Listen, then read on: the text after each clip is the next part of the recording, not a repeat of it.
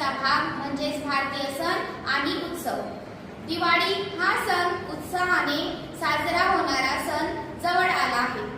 या सणात चीनी बनावटी लाइटिंग, पणत्या व आकाशकंदील मोठ्या संख्येने आपल्या देशात विकली जातात। स्वदेशीच्या माध्यमातून देश आत्मनिर्भर व समृद्ध करण्याचा मार्ग म्हणजेच व्होकल टू लोकल। प्लास्टिक व थर्माकोल पासून बनलेले आकाशकंदील देशात मोठ्या प्रमाणात विकले जात आहे। त्यामुळे आपल्या पर्यावरणाचे मोठे नुकसान होऊन आरोग्याचेही प्रश्न निर्माण होत आहे। हे सर्व धोके टाळण्यासाठी व स्वदेशीला चालना देण्यासाठी चोळी म्हणजेच ब्लाऊजच्या खणापासून आकाशकंदील बनवणं ही आमची संकल्पना आहे। लाकडाच्या बारीक काड्यांचा 1x1चा चौकोन तयार करून त्यावर कापड गुंडाळून त्यावर ॲक्रेलिकची शुभचिन्हे लावून कंदील बनतो।